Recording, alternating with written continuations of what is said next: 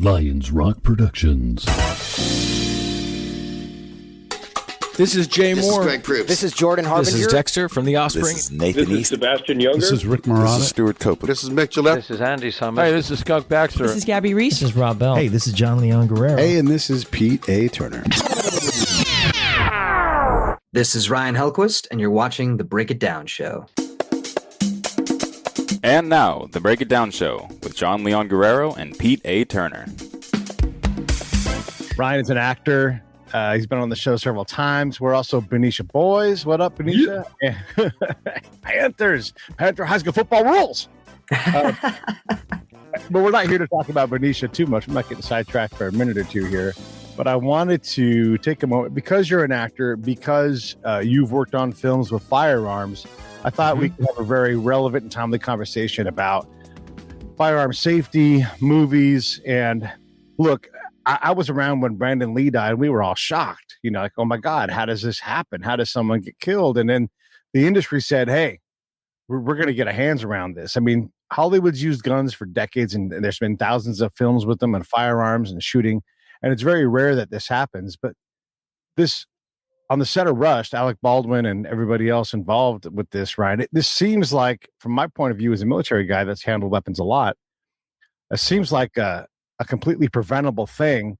So what are your thoughts in general?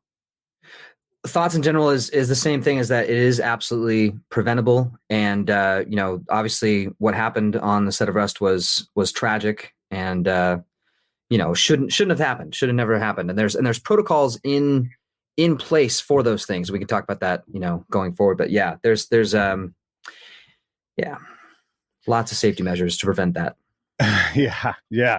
It's scrolling across the bottom of the screen. By the way, my brother passed away just almost 2 weeks ago. We're raising money for his family via a GoFundMe. So if you're inclined to help, we always take love and prayers and support and all that stuff.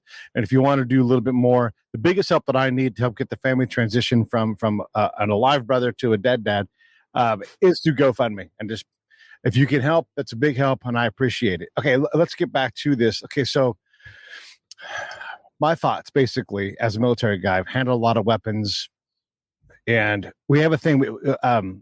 We clear our weapons when we go outside of a building, because maybe you had rounds in your weapon, and maybe you're outside the camp and during in a hostile area, and so you want to make sure that you're not bringing live rounds interchamber that can actually accidentally kill someone. And so we have clearing barrels, and if you shoot a round into a clearing barrel, that's called a negligent discharge, right? It's not accident. It's not oopsie, that kind of thing. It's like you fail to follow safety protocols, and now there's going to be a penalty for that. I mean, and up to including what they call there's a non-judicial punishment, and then there's a thing called the UCMJ. It's our code of justice in the military. But you can get hit for 2 months of pay, rank, all kinds of things can be taken from you if you do these things, because we consider it negligent. Yeah. And that seems to be what happened on the set of Rust, was negligence. I mean, they're still doing their investigations, so there's no official wording. And again, I wasn't on the set, but just based on the evidence that's been collected so far, and based on what, just the situation, you can look at it and see, okay, clearly there were protocols that were not followed. And yeah. So in the movie world, there are indie films that fly pretty loose, and you guys do guerrilla thing. I know you make indie movies, and this guerrilla shooting with no permits and all this kind of stuff. And this is a reality of that part of the industry, right? Like, you don't want to be crippled by having to spend $10,000 on something that you're like, Hollywood is full of stories of saying, yeah, we'll get the permit on Monday. We're just going to shoot the scene on Friday and never. So that there's fast and loose with the rules, but how does it work on an indie set when you guys you're not looked over by the union and other people? Right. Good question. Yeah. So obviously with an indie set, the unions of any set that's for a union set are there to protect people. That's what the unions are there for. They're there to protect all different aspects of the crew and the cast, depending on which union is there to protect that. And so with an indie set, there's no union oversight. So you have to you have to be better protected for yourself. You have to look out even more so for yourself and the people that are with you on that crew. And in terms of the indie films that I've worked on, where there isn't, a union oversight or a union rep on the set, we look at, well, what do the union reps do? What do the professionals do in terms of safety? Because obviously, we're trying to cut corners here on cost so that we can functionally perform and do whatever film that we're making, but we're not wanting to cut corners on safety. That is never, the issue. So you're always looking at, well, what do the professionals do? What are the protocols? And let's do those same practices to the best of our abilities. Okay. And then in terms of cutting costs and everything else, the union is also looking at a variety of things. And then there's subordinate organizations that may be on a set as well, looking for the care of animals. Are they being harmed in the shooting? I mean, there's all kinds of people with their eyes on this stuff. And one of the things that came out from Rust was that some of the accommodations weren't up to union standard. And so people were having to drive long distances and everything else. And these things might seem inconsequential, but again, you're on a movie, a professional place, you're working hard, and movie folks work hard. I mean, you might sit around for hours and hours if you're not the one working, but you are going to be there for, however long the day is, right? 12 hours standard, Yeah. Yeah. So when you are going to be handling a gun and you're the armorer, you've got, you need to have had your sleep. You can't be awake for 10 days in a row, Yeah. And that's another one of those, like you were talking about the safety protocols of having to drive long hours or talk about turnaround time, being able to get enough rest in between the next day. All those are in place to keep people fresh, keep people sharp, keep their attention and awareness present on set for the task at hand, especially when it comes to safety protocols. Absolutely. You've held weapons in movies. You've been handed a weapon. And let's just keep it on the indie side. What does that look like in the indie world when someone hands you a weapon and you're going to now handle this thing? Yeah. So I guess on the indie side, and again, we try to follow as best the same protocols as a professional set would do. But I myself as an actor, I'm wanting to be as familiar with as possible with anything that I'm handed, especially a weapon, whether that's a knife, a gun, a sword, and so I want to be familiar with that. I want to know how it functions, what it can do, what it can't do, and how maybe, can I fuck this up? How can I fuck this up? Tell me how to not fuck this up, and then get that expertise and information from wherever that prop or that weapon is coming from.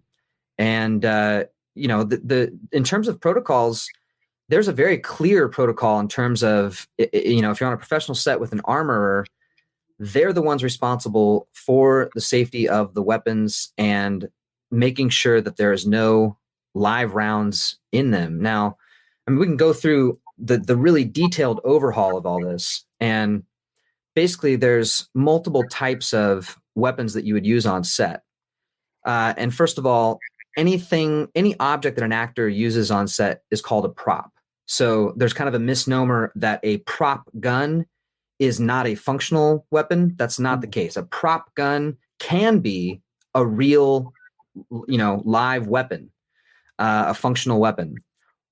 Now, the safest option is having a replica or a rubber gun or some sort of replica weapon that is not functionally fireable, right? So that's one option, and that's been used on sets. Now, you still want to treat that as a real weapon, and we can get into that later, and why the reasons why you would still treat it, with some level of respect and reality.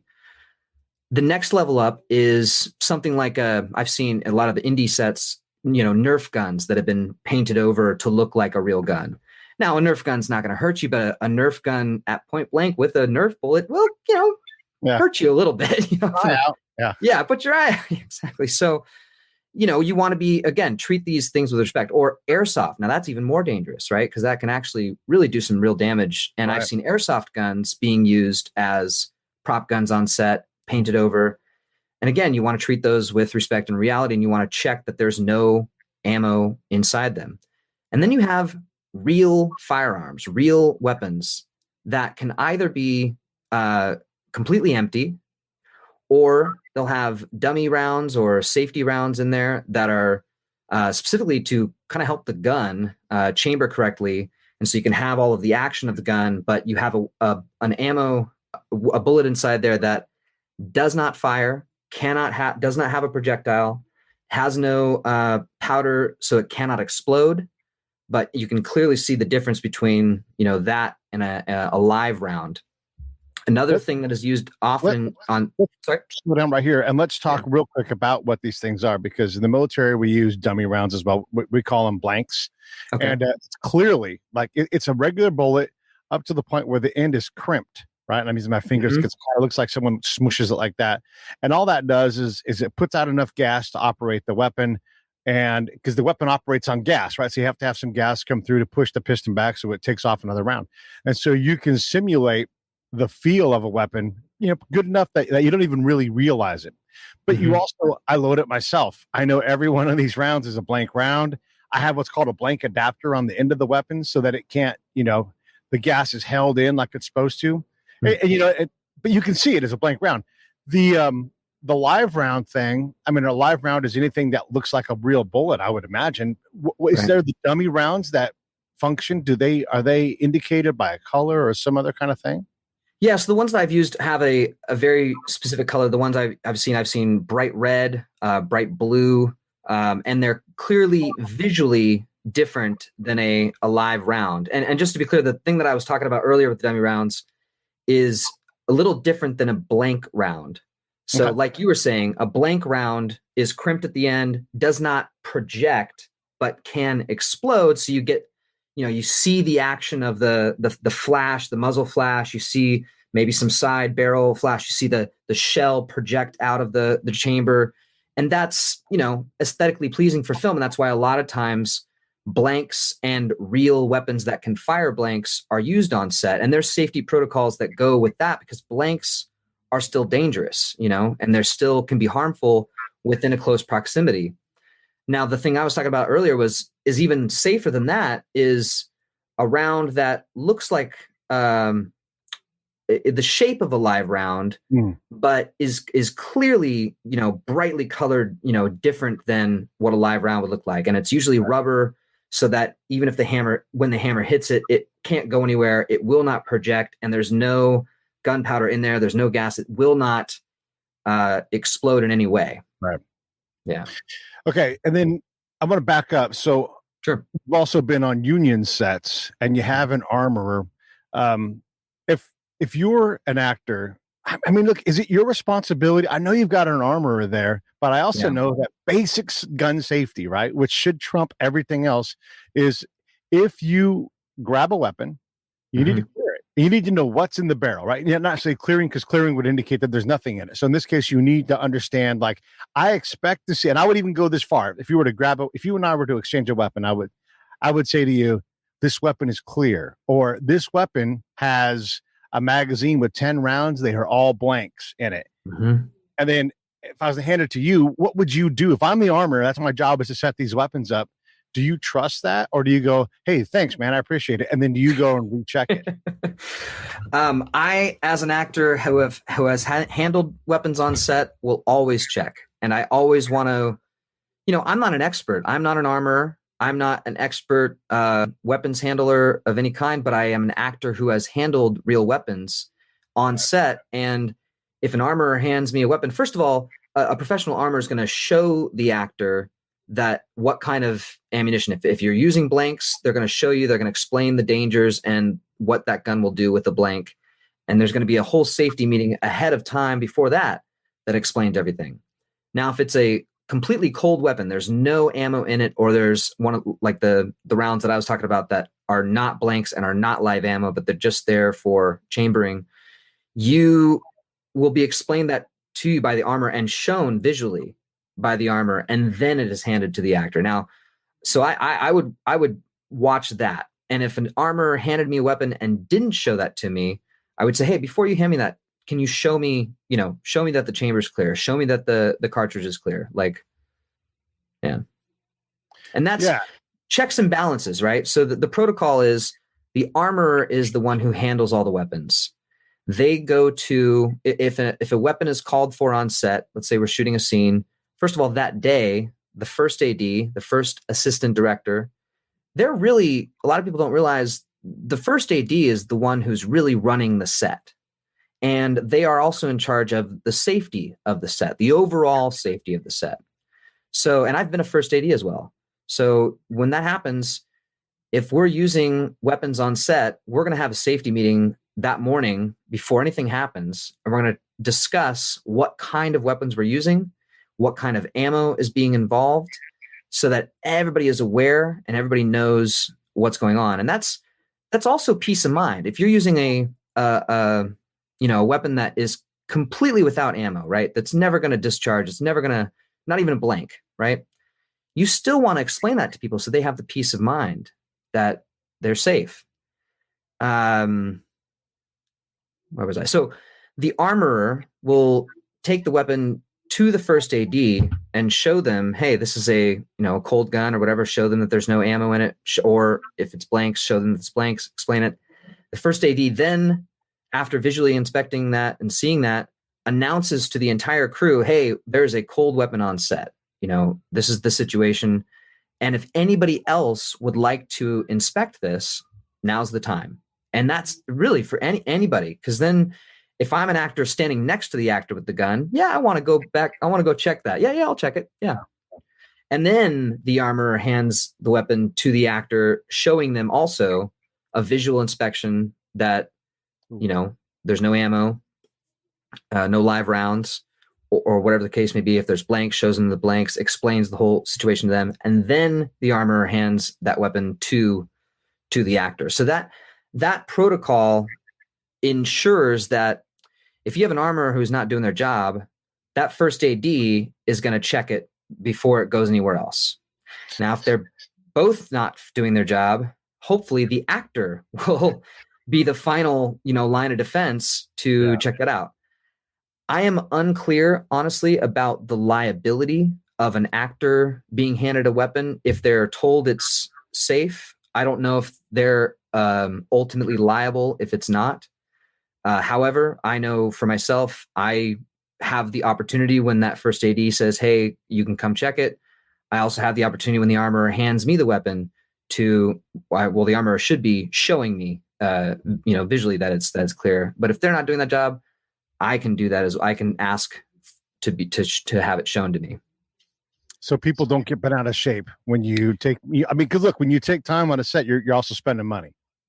Yeah, people do get bent out of shape, and unfortunately, it has happened where people want to rush through the process. And, when it comes to weapons or when it comes to any kind of safety procedure, that's where you have to, be, just hold your integrity and hold, be able to say, hey, no, I don't feel safe. I want to take the time to go through this. Let me ask you a question, because Hollywood loves to shoot a lot of weapons, right? Yeah. And if I'm in a scene, again, because I know basic weapon safety, like, right, I'm not going to, I know what it takes to keep someone safe, and that's by following the basic rules. So if you're going to hand me, some kind of fancy, weapon that is automatic or semi-automatic, and I'm going to shoot a magazine or two, I'm either going to insist on loading that thing myself, or I'm going to have to watch you. I'm going to have to watch you load it. I'm not going to bet someone's life that there wasn't a mistake, or, God forbid, nefarious intent. I can't bet I wouldn't bet your life on that, Ryan. If you and I had a thing where you and I are going to be shooting, and it doesn't really matter where the rounds go and how accurate we are, this is blanks. I'm going to let you know, hey man, I've checked I loaded this thing myself. I mean, and again, with all the time you have sitting there, you could literally load all the magazines you want. I mean, like, I'm going to load, these are my magazines, mark them as taped, whatever. And say that, because I can't bet someone's life that there wasn't a mistake, because I didn't see someone do it myself. And if you wanted to double check, hey, let's go to your trailer tonight and let's load magazines for tomorrow's shoot, I would rather do that, where you and I, you watch me, I'll watch you, we'll do this and make sure that it's safe, and then show it to the armor or invite, whatever, right? Because again, that the element is to not shoot anybody. Definitely the element is to not shoot anybody. In terms of someone else other than the armorer handling a weapon, usually that's not the way it's done. The armorer is the one who handles all the weapons, and the only time it gets passed off is when it's being used on set for that day, either in rehearsal or during a take. And again, that's after all of the safety measures I had discussed, have gone through. But right. Yeah. And of course, the armorer is, look, they're either in their own union or they're part of some guild that covers prop people or whatever, and they're actually a professional at their job. This isn't just your buddy Dave who goes shooting with his dad, Right. Yeah. Exactly. Dave can't shoot, but yeah. Yeah. Okay. Here's the other thing that just does not make any sense to me. If I pull my weapon out, anything I pointed at, I intend to possibly kill it. Right. And so I'm not going to point my weapon at something that I'm not prepared to kill. How does someone get in front? I mean, if you and look, it happens, right? I've been in military training where the instructor turns around and that gun in front of it, you're like, hey, yeah. Right.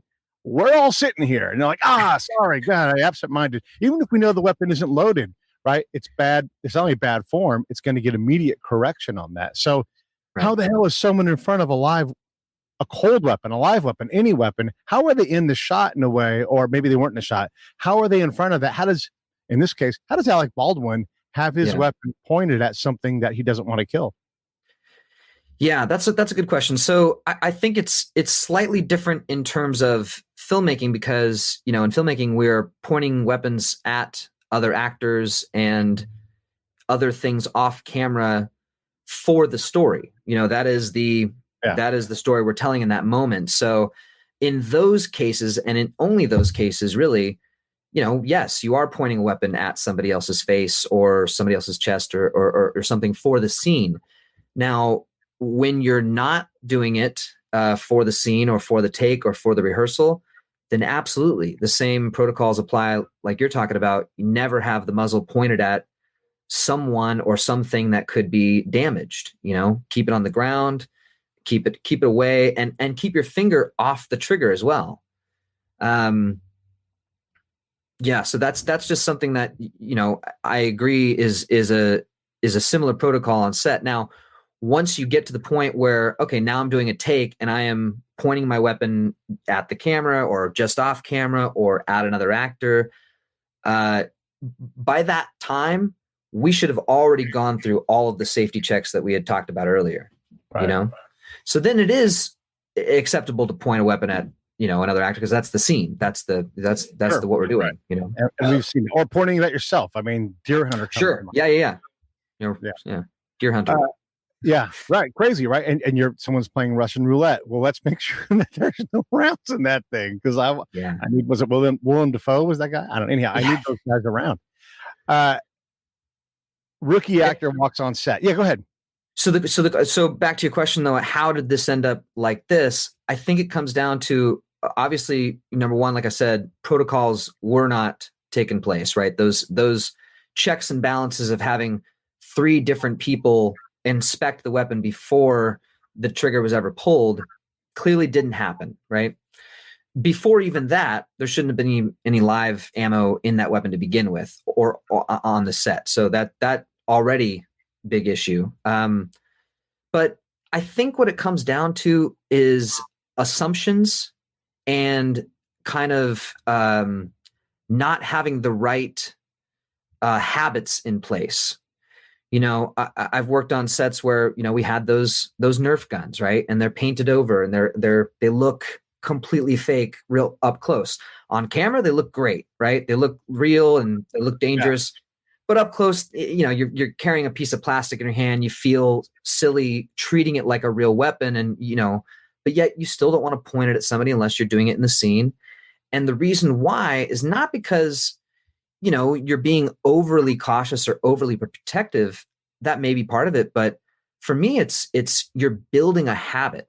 If I'm holding a weapon in my hand and I treat it like a real weapon, then when I am actually handed a real weapon, I will also treat that like a real weapon. Now, if somebody hands me a Nerf gun on set and I treat it like a toy and I'm like, blah, blah, blah, and careless and, then when somebody hands me a real weapon that can fire, but they say that it's a prop and it's cold and it's not going to fire, and I treat it like a toy. Well, obviously that's where the problem arises.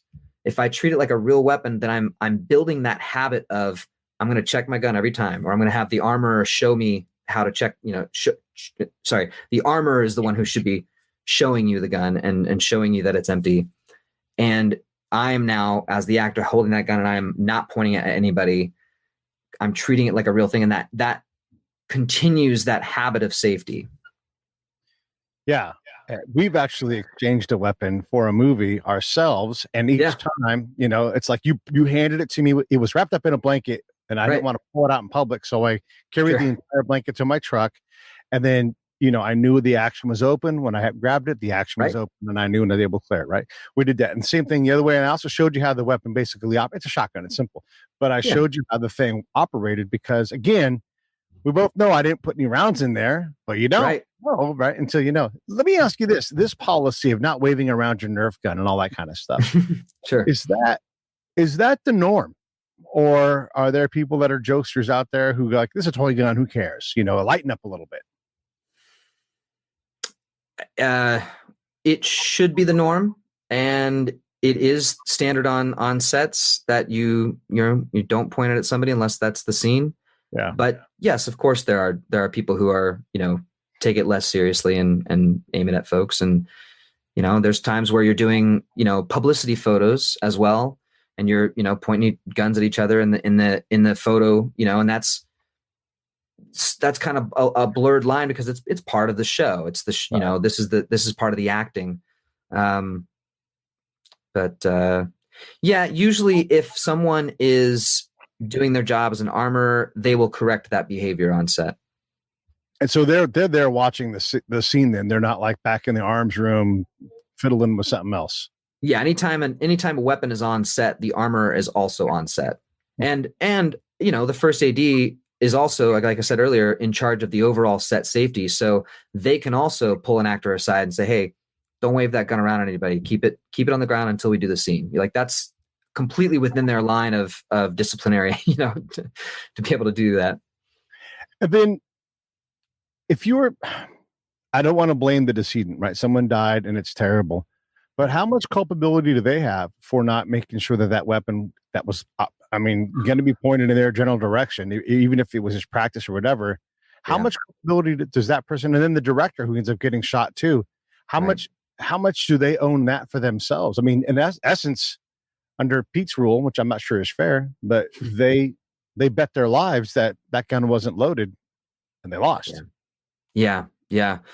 I agree. In terms of legal culpability or in terms of set protocol, they may not be, liable in that way. And yes, of course, no disrespect to either of those individuals. But if I were in that situation and I had a gun, and it is a real weapon, everybody knew, well, I'm assuming everybody knew it was a real weapon. Yeah. They obviously didn't assume that there was live ammo in there. Right. But either way, I would, in that moment where, hey, before we do this, let's check this real quick. Yeah. If I'm anywhere near that weapon, I want to be part of that meeting, Yeah. If you're a new kid, new on the set, it's your first thing, and you don't know the first thing about guns. You grew up in New York City, you never even touched a gun. You've never even seen a gun until today. Yeah. How do they get up that hill to know what to do, even if they're not the one having the gun pointed at them, if they're freaked, because a lot of people are just freaked out by guns. They're just terrified of them, right? How do you deal with that on set? Like, how does someone mentor that kid? Does anybody is it embarrassing to say, hey, I don't know the first thing about weapons? How does that work? That's a really great question. I think that's kind of the heart of the issue of what we're talking about here, especially with me as an indie, starting out doing a lot of indie films. It's like, you have to protect yourself and you have to protect the people around you. And you got to, pardon the expression, stick to your guns. You got to. So, I started out not knowing a lot about weapons. I didn't grow up shooting a lot of weapons. It's not a recreational activity that I do often. So when I think the advice I would give to somebody starting out on an indie set or a professional set, if there's an armorer on set, which there should be, you are an actor who is eventually going to be handling a prop weapon. Yeah. I would talk to them and I would say, hey, I'm not very familiar with guns. Can you show me the weapons that I'm going to be interacting with and the weapons that are going to be around me in these scenes? I just want to see how they work, what they can do, what they can't do. Because it's a very different conversation when you have real weapons with live ammo. It's a different conversation, real weapons with blank ammo. It's a different conversation with replicas that can't fire at all. But again, we should treat them all as, real and with respect. But I would have the armorer explain that to you. And if there's not an armorer on set, if you're doing a really, low budget indie production, and whoever's in charge of the weapons, whoever has that responsibility, have them run you through it. Show them how the ammo is loaded. Show how the cartridge is loaded. Have them show you how to check the chamber, how to check the barrel. Like, just be more familiar. The more familiar that you are with a weapon and how to keep it safe, what it can do and what it can't do, the more knowledge you have, the less fear you have about it, and the less anxiety you'll have about it, which also leads to issues. And then I would just say, if there's someone there that is not there to explain it to you and you don't feel comfortable, don't handle that weapon or until somebody has really thoroughly gone over it with you, or you've done your research enough to be able to feel confident and safe. And that's sometimes a hard thing. People push for speed and they push you to, some young actors may feel like they have to be qualified in weapons before they don't want to look stupid or look like Right. they don't have the skills, going into this role. But when it comes to safety, I think people are hopefully a little more receptive to those concerns. Say, hey, and the key word is just be very clear. Look people in the eye, say, I don't feel safe with this scenario. I would like to know more about XYZ so that you can feel safe. Just very clearly stop. Hey, let's take a time out real quick. I'm sorry, I'm going to stop, but I don't feel safe in this situation. Please explain this to me. And that's it. That's as clear as I think you can get. And you got to do it. Yeah, you do. It's such a hard and horrible thing to have happen. Alec Baldwin is a seasoned actor. He's led multi-million, tens of million movies as like the main guy whose name is up top. Yeah. He held a gun and shot a dude in Hunt for Red October. Right. Great movie. Great movie. Completely real. Kieran, it didn't look like, like they never showed, this is an old reference, but they never showed Sam from Cheers pitching because what's his name? Was the actor who played Sam? Ted Danson. Ted Danson can't throw a ball. He's like, okay, never show him throwing a ball, right? And so that's not the case with Alec Baldwin. I mean, he's held a weapon in movies, so we know. And look, this isn't meant to be a political statement, but it's fair to say he could be a loudmouth jerk about things, and he has been about weapons. If this was somebody who wasn't a bit of a loudmouth jerk, right? Like Baldwin can be, if they haven't had this extreme, Alec Baldwin has also said he was going to leave the country if Donald Trump or if George Bush and he never did, right? So when I say loudmouth jerk, I mean, that's the kind of stuff, like you say stuff and we're like, no, whatever. That's Alec Baldwin. It's funny. He's entertaining. I love the guy. I think he's awesome. But if he had been a little more mild-mannered, throughout his career, if this was, I don't know, let's pick somebody. Any major actor, Harrison Ford. If Harrison Ford had accidentally shot someone, would we be as hard on Harrison Ford or Nicole Kidman or Meryl Streep? I mean, bottom line is, someone died and someone got hurt. And so I think we'd be hard on the situation, regardless of who pulled the trigger. Of course, there's conversations around what you're talking about. Somebody is outspoken about weapons, and then lo and behold, they're the one who is this high profile person in the culture, in the zeitgeist. and now they've accidentally, discharged a weapon and it caused someone's life. That's very serious. So sure, there's conversations to be had about it, but I don't think it really reaches the fundamental core of the safety issue, Yeah, I can appreciate that. And I do wonder about, like, would this even be newsworthy if it was, I don't know. We talked about Michael Gaston the other day, who plays, he's been in all kinds of movies, right?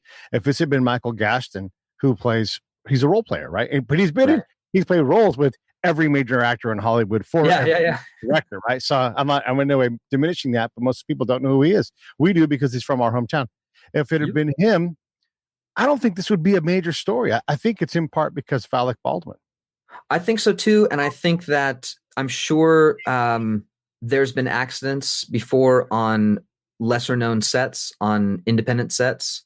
But people are comparing this to, Brandon Lee, because that's the last time a major Hollywood film or a major Hollywood name has had this similar kind of incident. So yeah, I think you're absolutely right. I think but I think if even a lesser named actor on a studio production, I think we'd hear about it for sure. It doesn't matter if it's Alec Baldwin, Harrison Ford, or Michael Gaston. If it was Michael Gaston on the same movie, I think we'd hear about it. If it was an indie film that, wasn't backed by a studio and it was, took place off somewhere, it might be local news, but it might not be national news. I don't know. But yeah. I'm trying to think of a crafty way to do this, because I don't want to put you on the spot. So I'll say this way.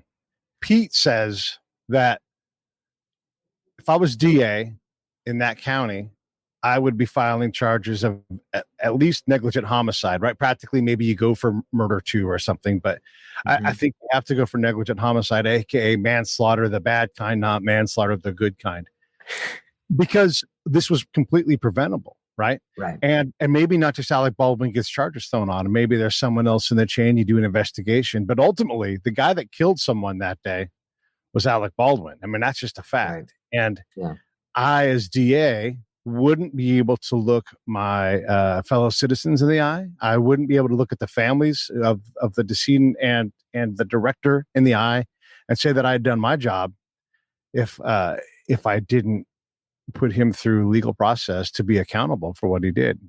Is that a crazy position? It's not a crazy position, and I'm not any kind of legal expertise, right? Of course. But I would say this: there are certain things that people are experts in and are certified in, like a licensed armorer, and there are reasons for them being on set. Now, an actor, if they're handling a weapon on set, is not required to get any kind of extra certification or any extra licensing or any extra. They don't even have to take a test. It's just, you're an actor on set. Somebody who is licensed and certified says, "Hey, this is safe to use." I say, "Okay, thank you. I'm going to use it now." Now, me, Ryan, I'm going to check it, or I'm going to have them check it in front of me. And that's normally what happens anyways, is an armorer checks it in front of you. But should it fall legally onto him? I don't know. It's a blurry line, because again, it's like, if, let's say the same situation, not a weapon, but let's say a stunt, right? A stunt person does some sort of rigging, and let's say I'm the actor and I'm supposed to do this stunt, because it's not something a stunt person, for whatever reason, they're not doing it. They're seeing my face full on, and they're setting up the stunt for the actor to do. And they've rigged this thing, and now the rig goes sideways and it hurts somebody else. Am I to blame? No, I'm not the expert rigger. I'm not the expert stunt person who set the whole thing up. That's their expertise. Did I, pull the cord that caused somebody to, yeah, but was it me who set it up? So that's kind of, it's like that weird. Now, again, bottom line, somebody hands you a weapon that hasn't been checked, like, you got to check that. Or you have, again, the armorer check it in front of you. That is, if I'm ever pulling a trigger on set, I'm definitely having that had checked beforehand with me seeing it. But am I ultimately liable because someone else was supposed to be responsible for that before it got to me. I don't know. Owen Hart fell to his death, WWE, during a match. It's like, let's say 20 years ago, something like that. I don't recall exactly the date, but the backup latches, that whole, because you're in a harness, right? And he's being lowered down from the arena ceiling, and the latches fail. And then again, there was probably either someone didn't, or there was a problem with the safety latches that go behind it.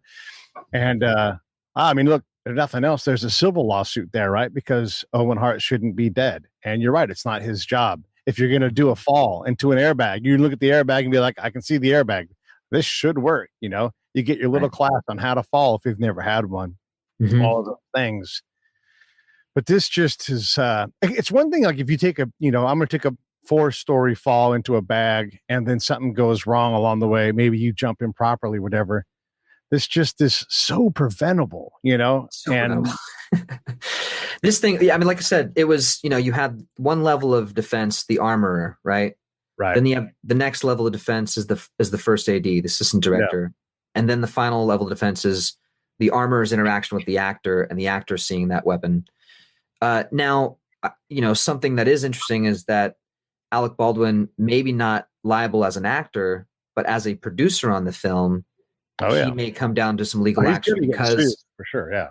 From what I've heard, there were safety concerns specifically about the weapons that were voiced from different crew members. So if that had gotten to his production company and gotten to him, and he knew about it ahead of time, then he may be liable for this issue because of, safety concerns were addressed to him as a producer. So that becomes an interesting question. It's interesting because you can be a producer on a movie and like have not even an earthly clue of what's going on set because you're just not that kind of producer. And maybe Alec Baldwin, very vague term, very vague, very broad term, producer. I wasn't a lot of different things. That had nothing to do with it, It's and Alec Baldwin maybe was in actor mode, and look, he's a very good actor. He's got a process. And so maybe his producer hat isn't on, but surely he's aware because he's there that people are walking off the set because of problems. And if any of it has anything to do with gun safety, again, shame on Alec. Yeah. Whew, it's a hard thing, man. Let me ask you this. There are, between Brandon Lee and this tragedy here, thousands of movies have been made. And to my knowledge, there are no deaths from a gun discharge going off. There are other things, right? Is it just going to happen every now and then, no matter how safe we make it? Because you are taking something that can be dangerous and you mix people and can be dangerous together. And sometimes someone's going to do something. Yeah. I look at everything on a statistical kind of situation. Yeah. And, the higher the number, the more probability that something is going to happen. And that's just simple facts. And it clearly has happened. So, it's not wrong. However, what we were talking about is that for something like this, it's extremely rare for live ammunition to be on a set. And especially if it's not being used in the film, which is sometimes you do want live ammunition on set for a particular shot. Maybe you want to see the bullet come out of the muzzle with slow motion, or maybe you need to see the action of what the bullet does to the thing all in one shot. But it's very rare that live ammo is used on set. So you take that out of the equation and suddenly you eliminate the possibility of live ammunition on set. Now, again, will it happen? Yeah, it might happen. Then the next level is like, okay, let's have those chains of command, those chains of custody of the weapon going through and being checked. If all that's done, accident, preventable. Yeah. So I think that it is, I hesitate to say the phrase like it's just going to happen because it's so preventable as we talked about. And this is such an extremely rare situation where not just one thing went wrong, but multiple things went wrong. So it's not just like you could potentially have live ammo on set and still nobody gets hurt.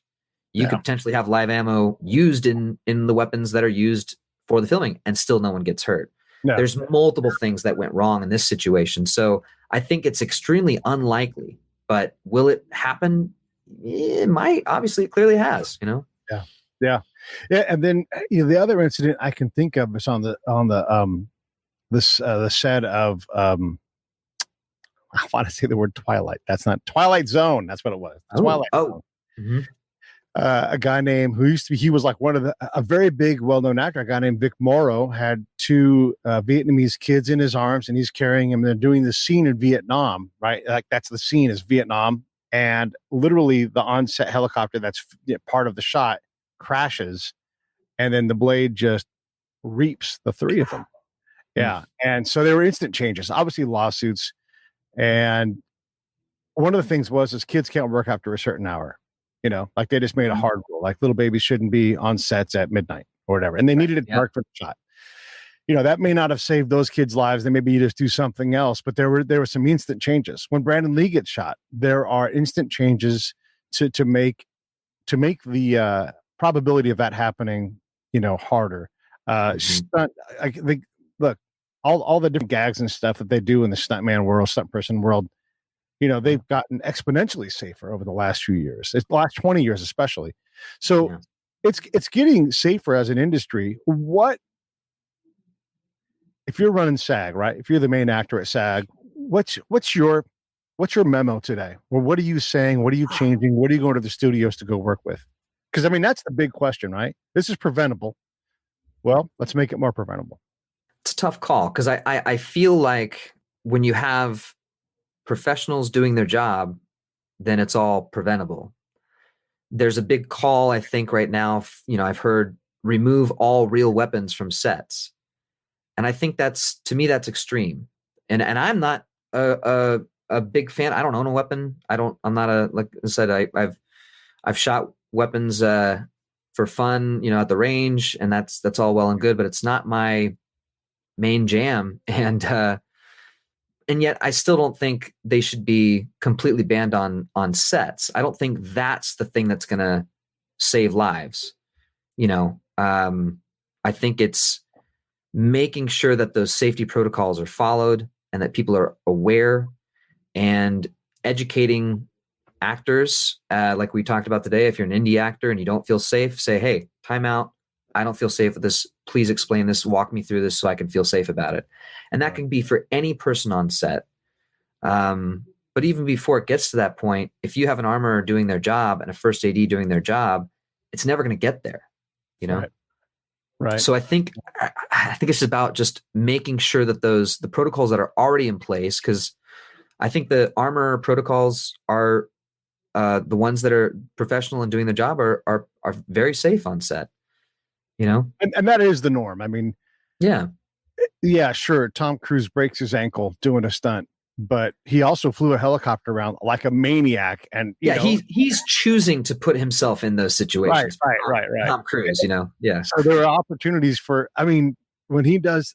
So I don't know if anybody. This is a great story, and I'm going to tell the story because this is how complex a movie scene can be. So Tom Cruise is doing the last Mission Impossible movie, and there's this stunt where he falls from like the helicopter rigging, and it's like he's fallen, and then he catches himself. Right. Well, in real life, in actual life, when he falls, it's rigged up so he's not going to fall. Like you want to see the fall, but then there's an arresting of that fall. But he's literally hanging from a helicopter because Tom Cruise is crazy and intense. I don't know if everybody knows this, but a lot of the crew had no idea that this was going to be that shot because there's other shots that set that up and they're getting angles and everything, right? And so most of the crew doesn't realize that this is the take when they're going to do the stunt. Whoa. I'm going to say it's one of the way. Everybody thinks in the crew that this is going to be Tom hanging from like the side of the helicopter, right? It's not going to be. Yeah. And then he falls.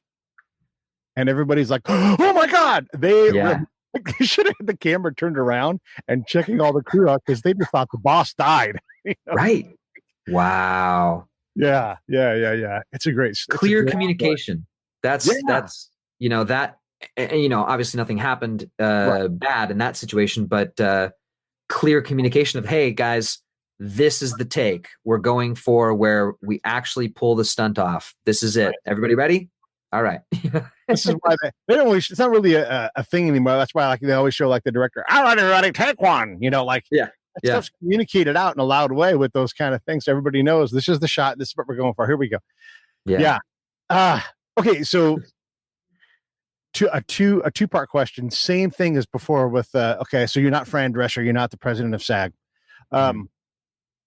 What does Ryan do differently on the set for himself? And what does he do differently for either just the set in general and maybe baby actors, not actual babies, everybody, but younger actors or inexperienced actors? What do you do differently now that someone's died on a set? And by the way, Ryan just got back from shooting a scene, a movie in the desert with guns. So it's like, and nobody got hurt.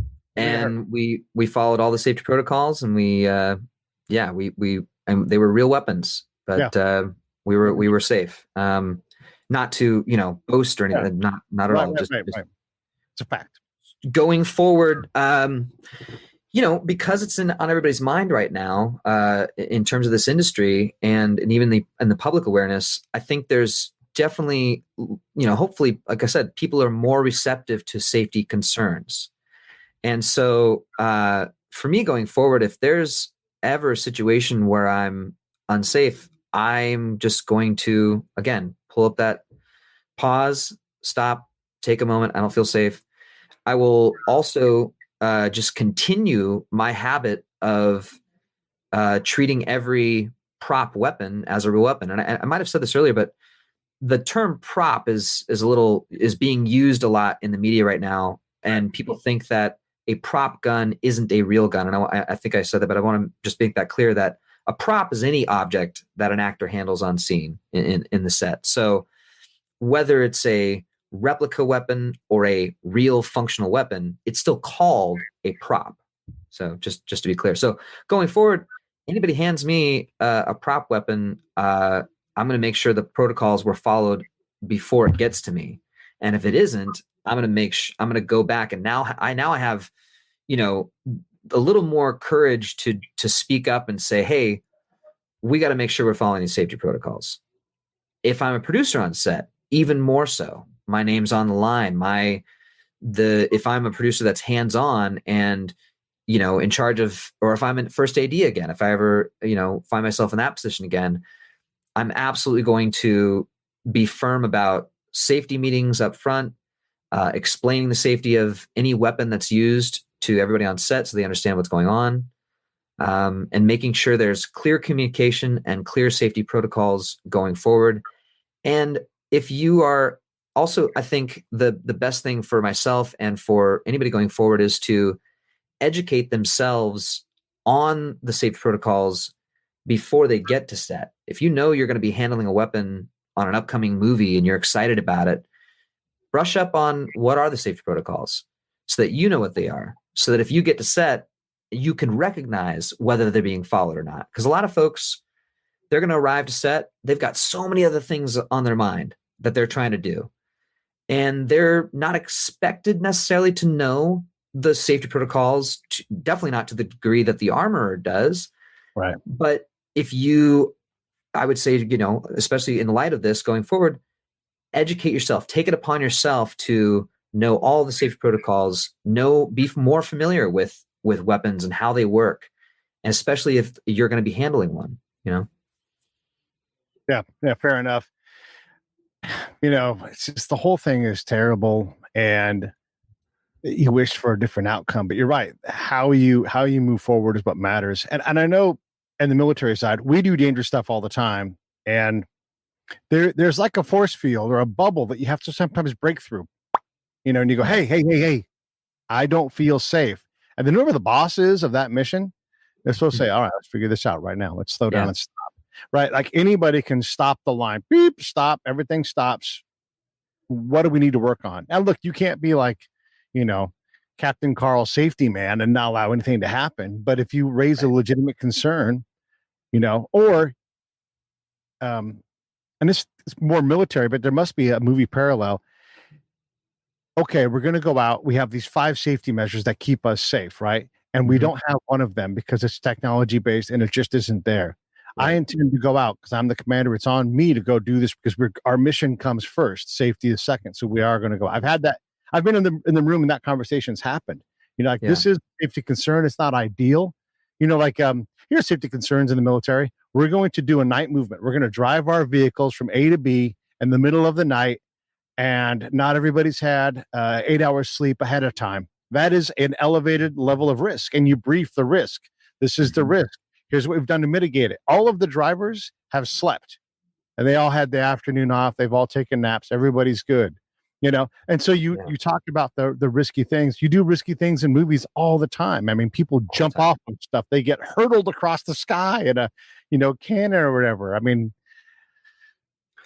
you have to mitigate risk, because you have to do the job.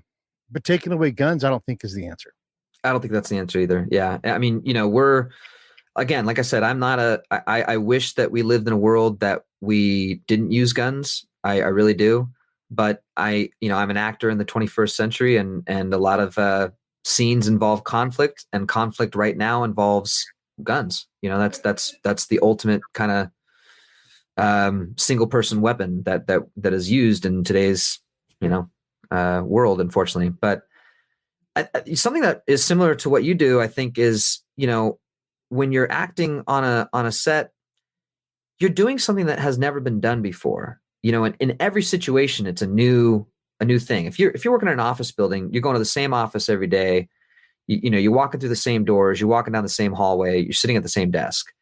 When you're doing a military operation or when you're doing an acting scene, you're doing something in a place that is new. You're creating something new in that situation. And even if you rehearse the blocking, if you rehearse the movements, you rehearse the scene, there's still going to be elements that you are not going to factor in until you're actually on the actual set that you're shooting on.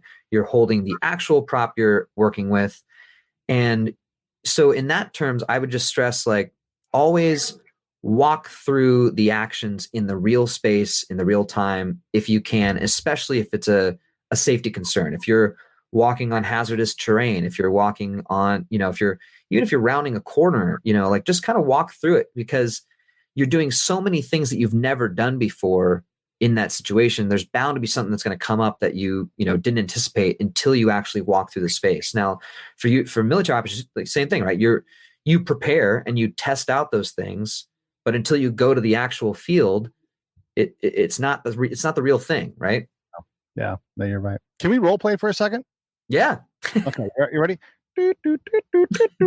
This is your phone I'm calling. It's calling you right now. Yep. Hey, Ryan, baby, it's your agent. Hey, listen, I got a great job, and I got to know right now, yes or no. You're going to play Alec Baldwin in the documentary about the movie Rust. You got to know right now, huh? That's right now. They want to know. They're looking at Billy Baldwin, and you're up against him. I got to beat him to the punch. Wow, that's a lot to take in. Man. Wow, you stumped me, man. I want to think about this. That's a lot to write on, All right. It's scene. Sorry I didn't have a quick, man, you really got me, because of course I want to take the role. It's a documentary. It's about, it's not the actual situation, but man, there's some things that you don't want to not to say that it would start my career, but it would definitely be a higher profile situation that would open up. And, you don't want the first thing to be, to be something that touchy necessarily. Yeah. Yeah.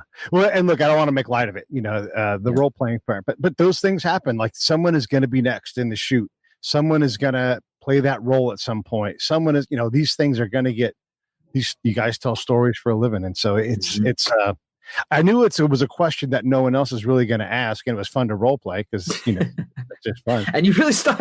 I was really like, wow, imagine this is a real offer. What do you do? And I'm like, my only hesitation was because of how tragic and how hot the situation is, that I don't know if I want to, be known for that. But right.